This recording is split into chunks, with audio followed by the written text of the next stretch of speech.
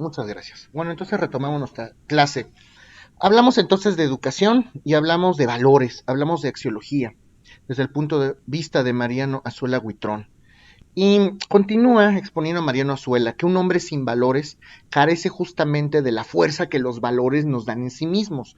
Y entonces los valores desde cierto punto de vista, desde el punto de vista de este autor, nos impulsan a hacer cosas como seres humanos.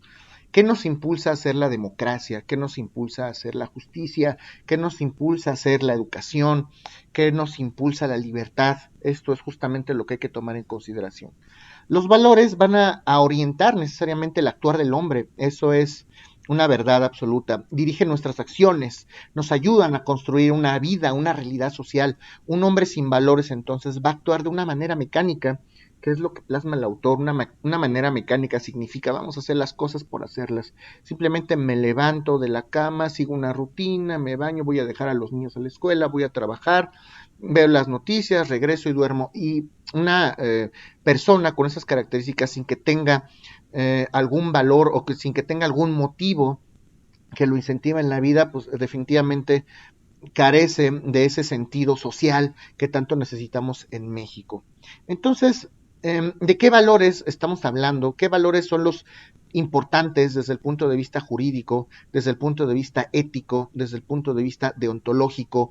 Lo valioso para unas personas, y eso es desde Sócrates, la importancia no se lo da a las cosas. Lo valioso para unas personas no es valioso para otros, y eso es una realidad. Lo valioso entonces eh, el hombre lo convierte en valioso. Nosotros somos como seres humanos los que les damos valor a las cosas.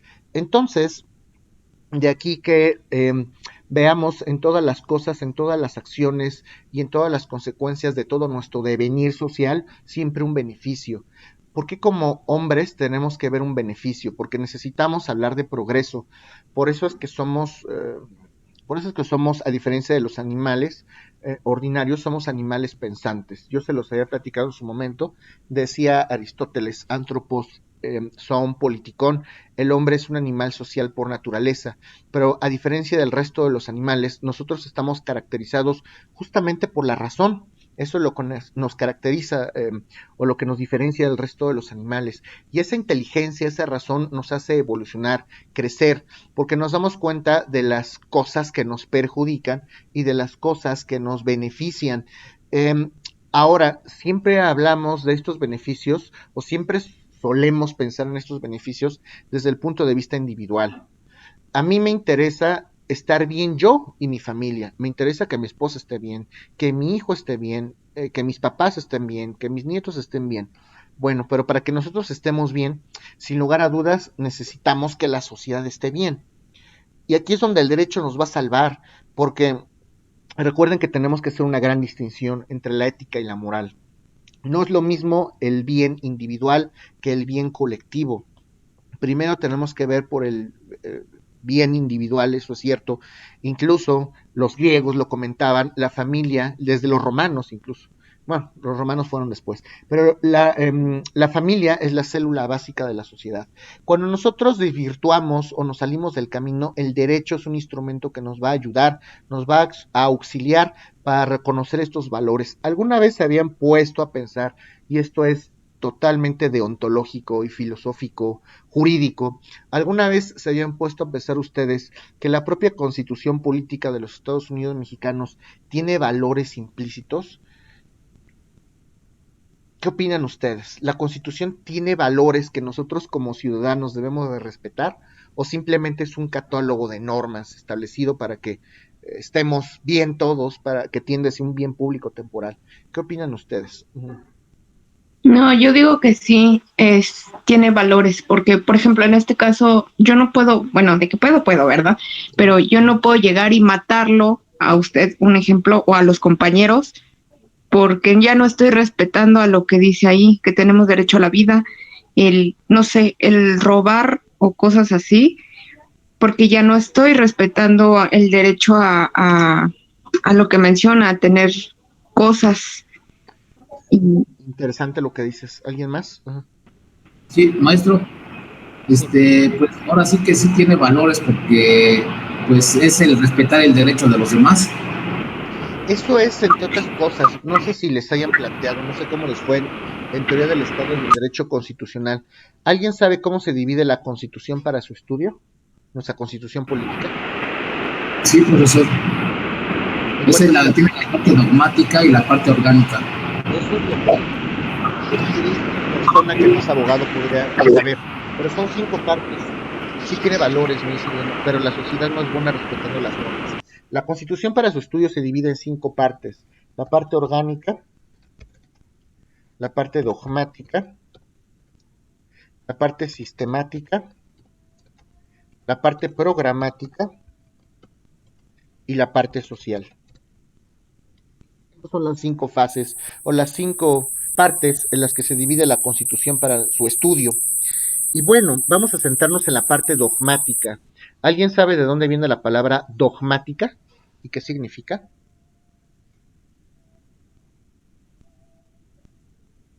¿Qué es un dogma?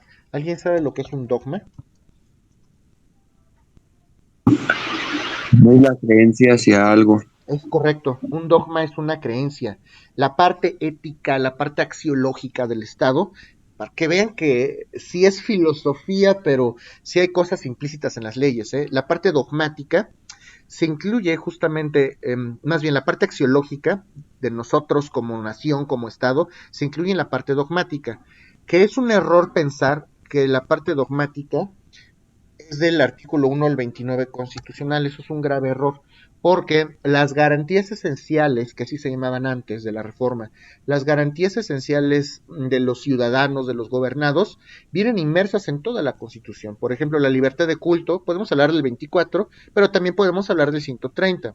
¿Qué es lo mínimo que me garantizas a mí como ciudadano Estado mexicano?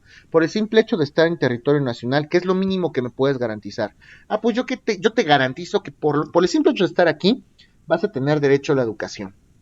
Vas a tener acceso a una educación eh, totalmente neutral, sin influencias religiosas, es una educación laica, además va a ser una educación gratuita. Vas a tener libertad para trasladarte de un lugar a otro, una libertad de tránsito. Vas a tener la libertad para poder opinar sin que seas censurado. Y eso lo vamos a ver más adelante. Pero todas estas libertades, cuando hablamos ahorita de libertad, todas estas libertades tienen un freno, ¿eh? No crean que son de manera directa y de manera irremediable y sin ningún tipo de límite o de candado. Claro que sí tengo derecho a portar armas, por ejemplo, pero siempre y cuando no afecte a terceros. Claro que tengo derecho a publicar y a opinar y a emitir cualquier tipo de pensamiento, a imprimir libertad de prensa. Claro que lo puedo hacer siempre y cuando no afecte los derechos de terceros. Y esa es la limitante que pone la propia Constitución. Entonces, la parte dogmática, que es esta parte de los derechos fundamentales, de los derechos humanos, llamados así por la reforma, antes llamados garantías individuales, implican lo mínimo o los derechos mínimos que pueda garantizar el Estado mexicano a un ente, a un ser humano, por el simple hecho de encontrarse en territorio nacional. De esta manera, la relación jurídica o plasmar en la norma constitucional estos valores implica certeza jurídica para todos los gobernados. Tiene que haber una relación de reciprocidad entre las familias mexicanas, entre los individuos mexicanos y también entre el bien público, entre la sociedad. ¿Sí me explico o hasta aquí alguien tiene alguna duda?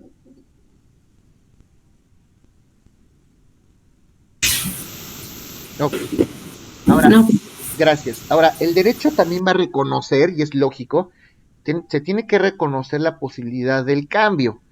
El momento histórico que vivíamos en 1910 no es el mismo momento histórico que estamos atravesando hoy. ¿Qué se vivía en la Revolución Mexicana? ¿Por qué se hizo esa Revolución Mexicana? ¿Cuál era el momento histórico? ¿Qué necesitaba la sociedad mexicana en ese momento? Seguramente necesitaba cosas diferentes a las que necesitamos hoy. ¿De qué año es nuestra Constitución? ¿Alguien sabe? De 1917. También es lo que podía responder una persona que no es abogado. Se los voy a aclarar.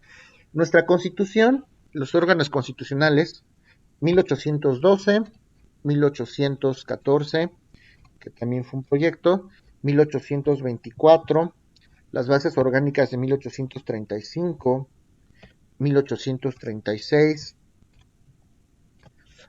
la Constitución de 1857, y ya nuestra Constitución actual es de 1857, reformada, y sufrió una gran reforma estructural, es lo que los abogados tendríamos que saber, el 5 de febrero de 1917.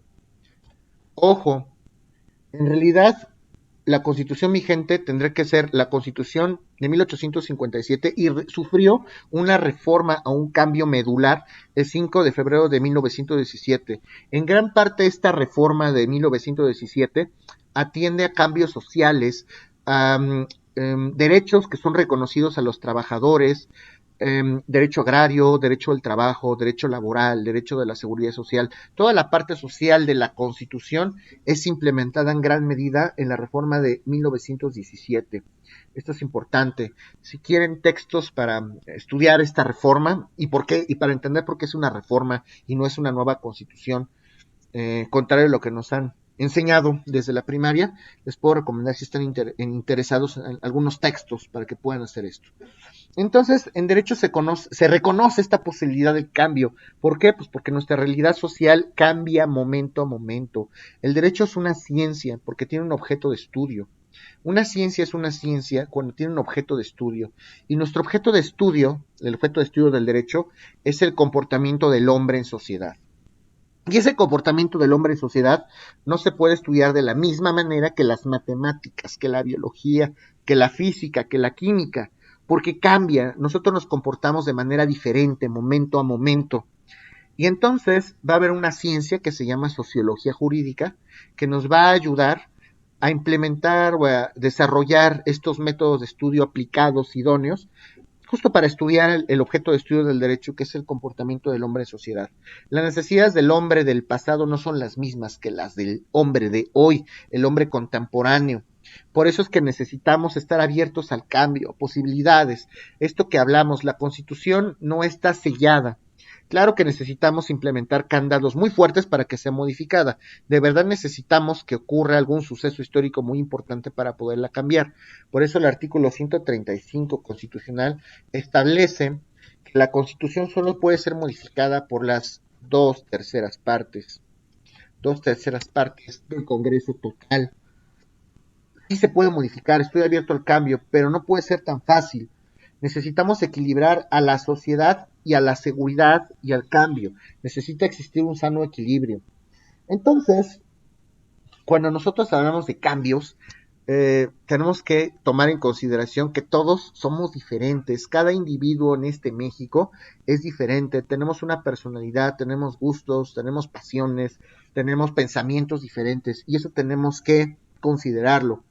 Naturalmente, pues va a haber personas que estén de acuerdo con algunos cambios, van a haber personas que no estén de acuerdo con algunos otros cambios, y las personas que son inconformes, pues siempre las personas que están inconformes siempre lo van a manifestar de esta manera. Y el inconforme, pues también podemos hablar de personas que estén inconformes con algunos valores buscados. Yo necesito a lo mejor que prevalezcan mis intereses, mis valores individuales sobre los de los demás. Y esto no puede ser, porque si estamos hablando, por ejemplo, de la política de un buen gobernante, el buen gobernante tiene que depositar o tiene que supeditar sus valores, sus creencias, sus preferencias a las de los demás, a las de la población. Esto es lo que en derecho nos apoya a nosotros para poner un límite a los gobernantes. A ver, gobernante, tú no puedes estar viendo por tus intereses. Si tú estás a cargo del poder ejecutivo, del poder legislativo, del poder judicial, tiene que haber un candado, tiene que haber un mecanismo que proteja que los gobernantes, o que cuando los gobernantes vayan a hacer alguna modificación en aras de beneficiarse ellos mismos, pues no lo pueden hacer. ¿Alguien sabe cómo funciona esto en derecho o se les ocurre de algún mecanismo en derecho que exista para protegernos de estos sucesos? Cuando un gobernado tiene un interés propio y en vez de defender los intereses de la nación, ¿qué tipo de mecanismos en derecho existen para podernos defender como población, como Estado mexicano? ¿Alguien sabe?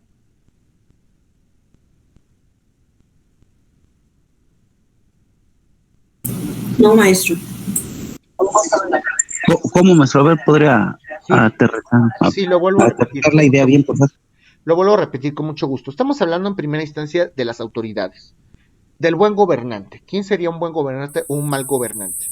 Podemos asumir que un buen gobernante lo que va a hacer es velar por los intereses de la nación o por los intereses de la sociedad antes que velar por sus propios intereses. Lo cierto es que trágica y tristemente no es así. En algunas ocasiones hay algunos gobernantes que prefieren ver por sus propios intereses antes que por los intereses generalizados. ¿Existe algún mecanismo en derecho para protegernos de eso?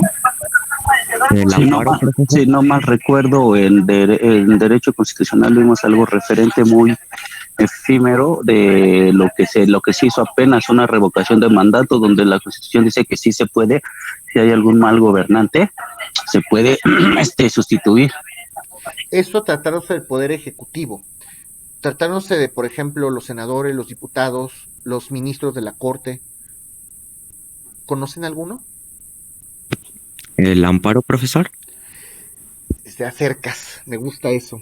Hay una figura en derecho constitucional, digo, no me voy a meter mucho en esto porque me encantaría, pero no es la materia.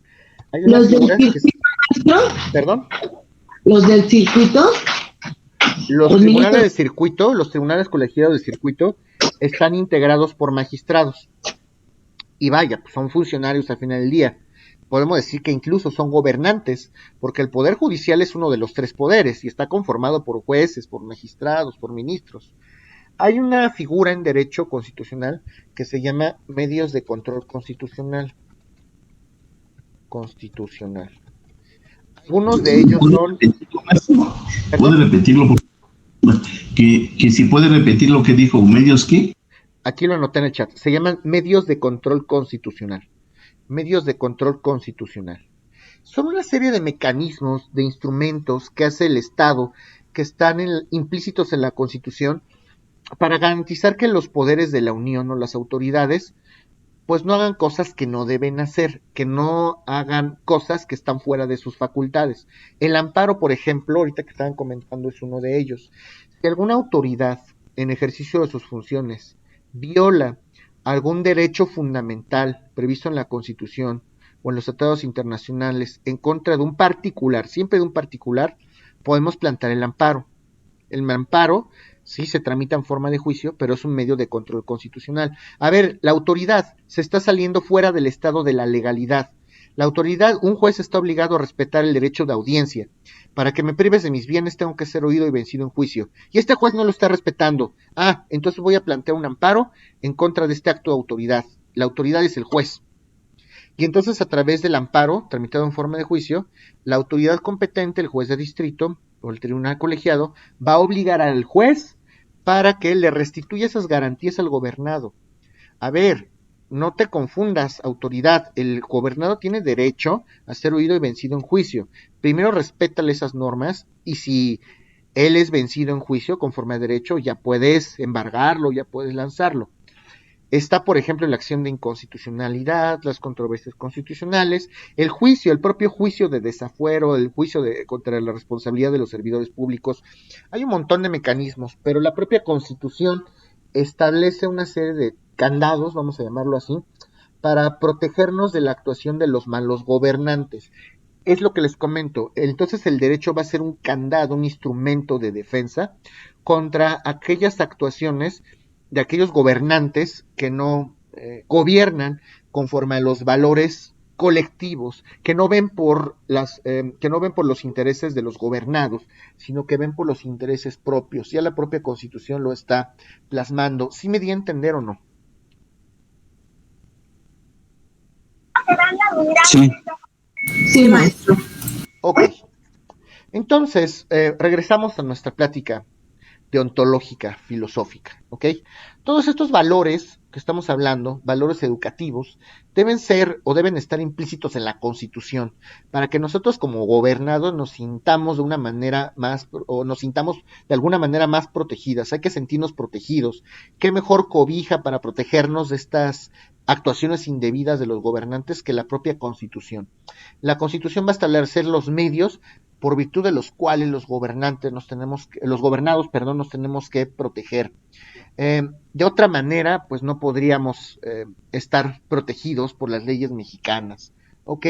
Dentro de estos valores, ya se los había comentado, a la luz de los comentarios de Mariano Azuela, podemos encontrar y trabajar en la justicia, en la libertad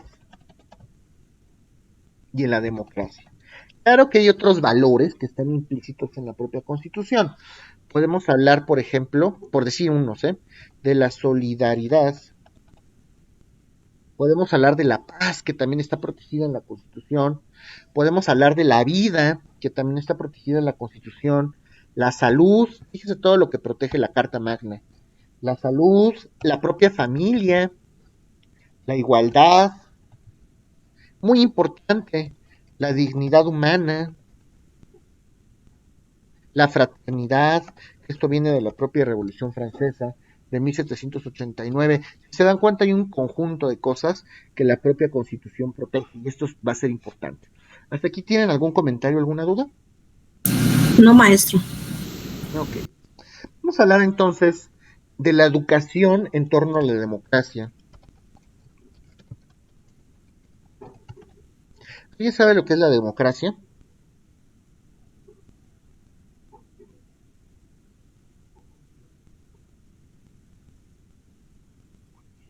¿De dónde viene la palabra democracia? ¿Sería el poder del pueblo, profesor? Sí, es una forma de gobierno, para empezar. La democracia es una forma de gobierno. Desde el punto de vista de Aristóteles, es una forma pura de gobierno.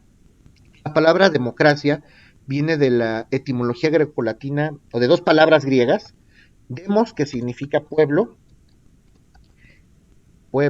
y kratos, que significa gobierno. El gobierno del pueblo, eso significa la democracia. ¿Ok? Hay que hablar de educación. La educación está protegida, es una de las figuras y es una de los valores, así lo puede asumir el propio Mariano Azuela, es uno de los propios valores que está implícito en el artículo y está protegido además en el artículo 3 de la Constitución. Sí, la educación está protegida. Dice el 3 constitucional que todos los seres humanos, por el simple hecho de estar aquí en territorio nacional, tenemos derecho y acceso a una educación laica, gratuita. Y desde que somos educados, se supone, hemos escuchado muchos comentarios en torno a eso, tendríamos que recibir pláticas desde nivel muy primario. Vamos a hablar a lo mejor en la primaria, esto que comentaba la propia Leti de las clases de civismo, tendríamos que platicar de democracia o tendríamos que platicar del buen gobierno desde la escuela, pues no sé si el kinder, pero tal vez desde la educación primaria, ¿no? En la educación primaria entiendo que sí se dan, no sé si se siga dando esta clase de civismo. La democracia es uno de los criterios más básicos, más fundamentales para la vida nacional y consiste justamente en buscar esa mejora constante para todos como mexicanos, para todos como gobernantes. También concatenado o aunado los comentarios de José Antonio, por supuesto que vamos a buscar una mejora o una mejoramiento económica. Claro que vamos a buscar estar mejor económicamente hablando, pero también socialmente hablando, culturalmente hablando. La educación nos va a abrir puertas a muchos universos. Vamos a saber más cosas y entre más cosas sepamos, dice Sócrates, por ejemplo, que entre más sabe, siente que menos sabe. Yo solo sé que no sé nada, ¿no? Es lo que decía Sócrates. Pero lo cierto es que la educación nos permite conocer nuestro entorno, nuestra sociedad, nuestra cultura. No solamente la educación o ser educado no solamente significa conocer estructuras, cuál es el régimen político, cuáles son los tres poderes de la Unión. No solamente hablamos de una igualdad política, buscamos el bienestar y en esto gira en torno a la democracia.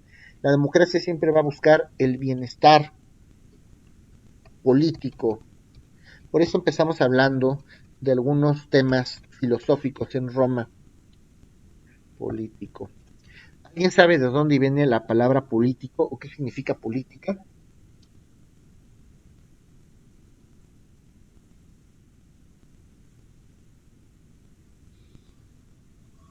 La política de Aristóteles, que fue uno de los libros que escribió este filósofo. La palabra política viene de polis, que significa ciudad-estado. Ciudad-estado. Y el sufijo ica, o ico, significa relativo a. Entonces la política va a ser todo aquello referente al Estado, todo aquello referente a la ciudad-estado. Cuando hablamos de democracia tenemos que hablar de política, todo aquello referente a la ciudad o Estado. Pero hablar de democracia significa que todos, que si la población es la que va a tener la batuta del gobierno, del buen gobierno, quiere decir que todos estamos obligados a ver por el Estado, el asunto de todos, el Estado es un asunto de todos. ¿Okay? Decía por ahí Platón, la república, en su república, la república, res, rey, cosa, publicae, es el asunto de todos. Entonces el Estado va a ser una cosa de todos, como decía el propio Platón. Entonces hay que participar todos como gobernantes, y claro que vamos a correr riesgos. Hablar de democracia significa hablar de muchas cosas, significa tomar decisiones, que todos tomemos decisiones, significa que todos corramos riesgos. Se han puesto a pensar, independientemente del partido político que ustedes profesen o al cual ustedes se inclinen, eso es irrelevante en estos momentos, se han puesto a pensar en este ejercicio, en qué consiste este ejercicio democrático. Cuando ustedes van a votar a una urna, ustedes están tomando una decisión, y esa decisión la están tomando porque ustedes se supone que se documentaron antes. Y al tomar una decisión, cualquier toma de decisión implica una toma de riesgos. Yo me voy a arriesgar. Si hoy no entro a la escuela, a mis clases, pues fue una decisión que yo tomé, con todos los riesgos que esto implica. A lo mejor, pues no puse atención y voy a reprobar mis materias. Pero si yo sacrifico, por ejemplo, a mi trabajo por entrar a las clases, pues a lo mejor en el trabajo no me va a ir tan bien. Es una toma de decisiones, ¿sí me explico? A lo mejor yo me inclino hacia tal candidato porque para mí pues tiene buenas propuestas, ¿no? Simplemente. Pero eso significaría, porque no lo conozco en persona, eso significaría una toma de riesgos. Ahora en las elecciones pasadas, ustedes tuvieron que tomar una decisión, los que votaron, claro está, tuvieron que escoger un candidato, de acuerdo a su perfil, de acuerdo a su plataforma política, de acuerdo a sus propios intereses. Esto es un asunto de todos. Va a ser una persona que va a estar aquí cierto tiempo, que nos va a gobernar, que va a tomar ciertas decisiones en nuestro lugar o en nuestra representación. Yo corro riesgos y tengo que acatar las consecuencias. Si somos seres humanos, todos los adultos, eso significa ser responsable, acatar las consecuencias de mis acciones, y eso es muy importante. Responsabilidad significa acatar las consecuencias. Y si estamos hablando de democracia, estamos hablando de acatar las consecuencias políticas de la decisión que yo tome.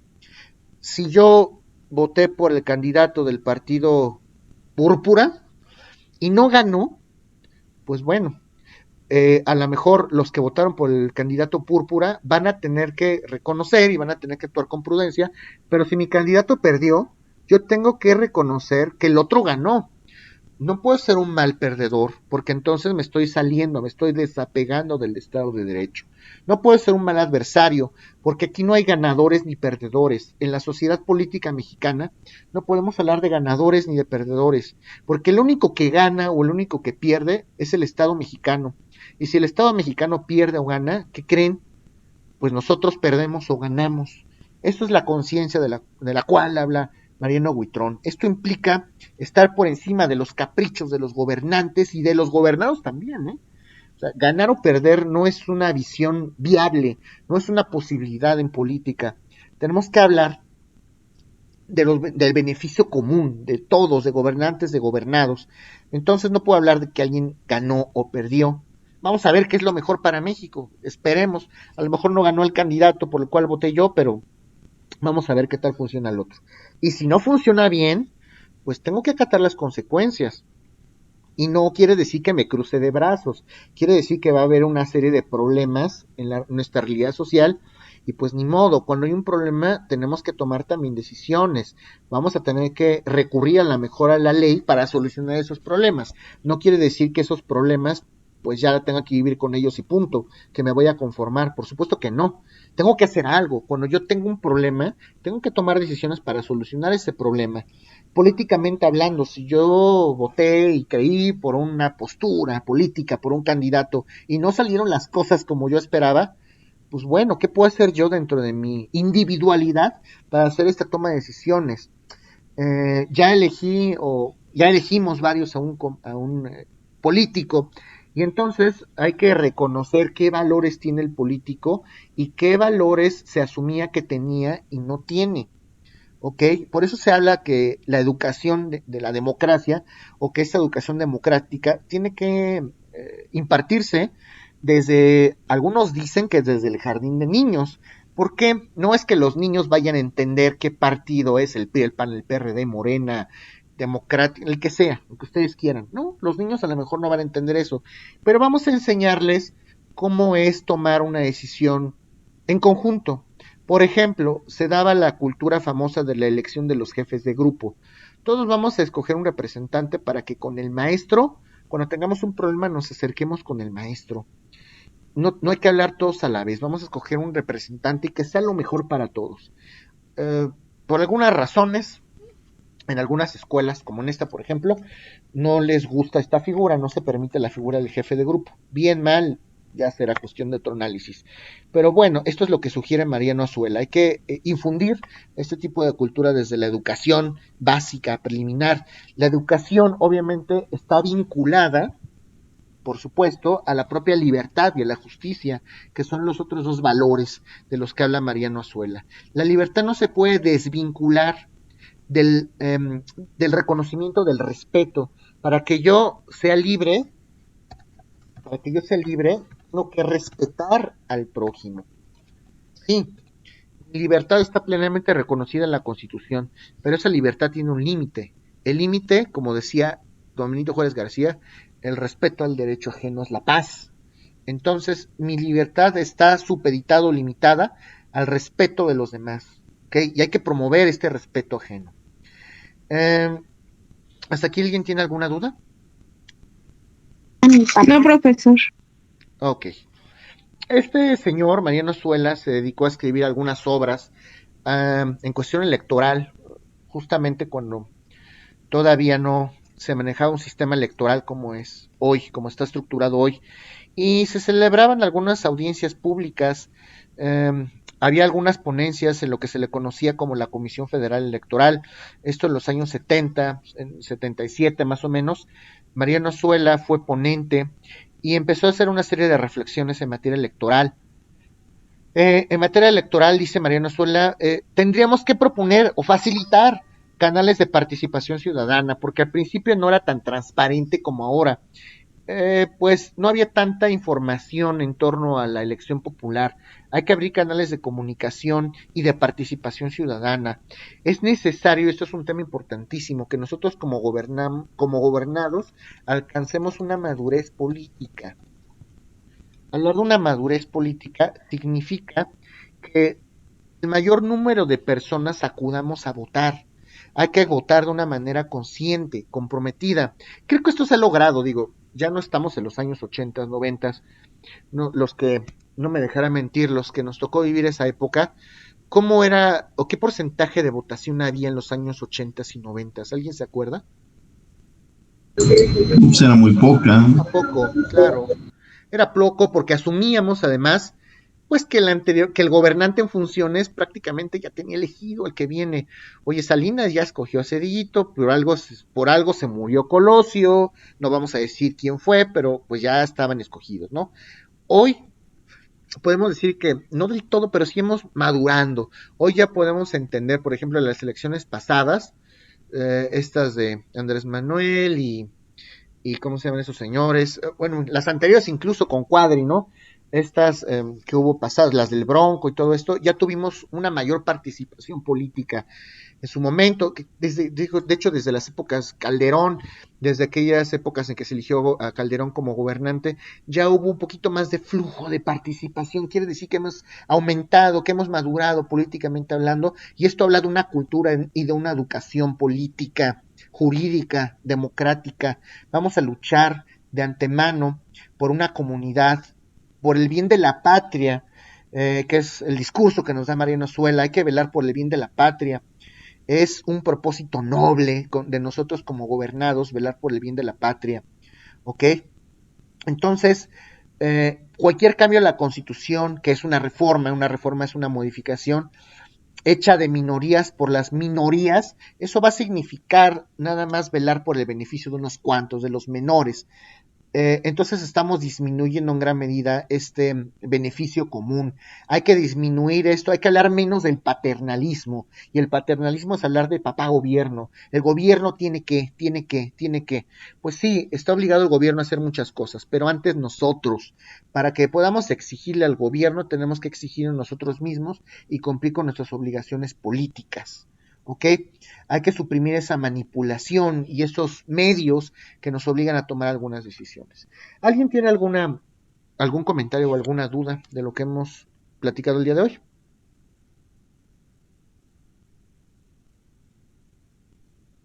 No, profesor. Okay. No, profesor. Bueno, muchas gracias. Y Maestro, esto que estábamos entendiendo ahorita, ¿viene la lectura en el libro que nos sugirió? sí, claro, es la primera lectura. Todas estas son reflexiones que hizo el propio Mariano Azuela. Obviamente hemos aportado nosotros bastantes situaciones, pero la parte medular, esencial, viene en el texto que les recomendé. Si no pueden conseguirlo, avísenme por favor, para ver si se los puedo mandar, aunque sea en fotografía.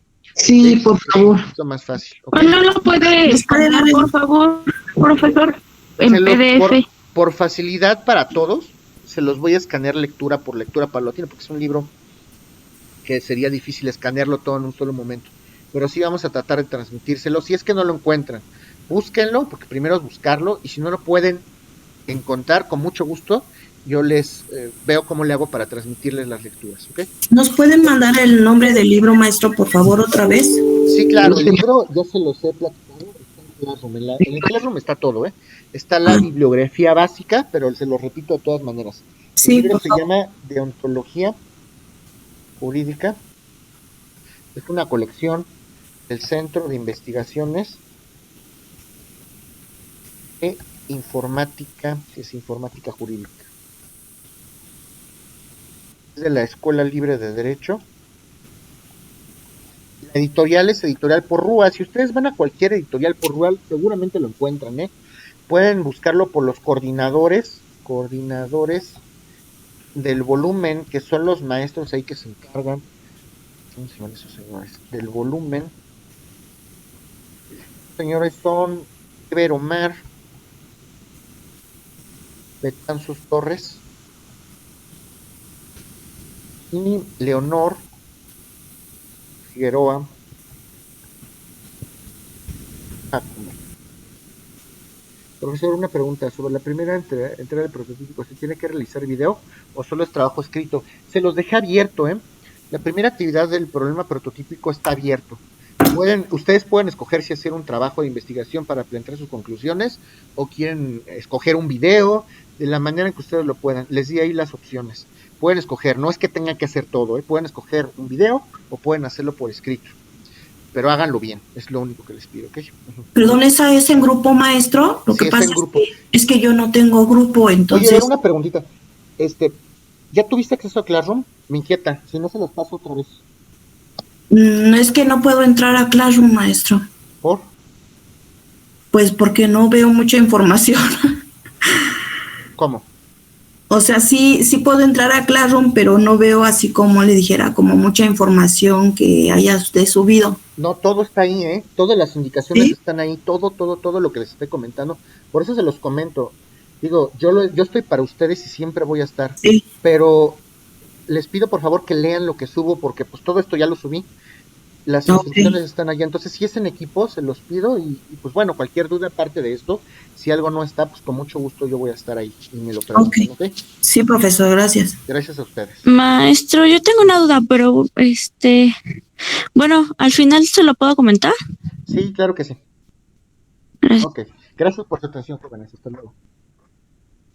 Gracias, profesor. Tenga bonito día. Igualmente.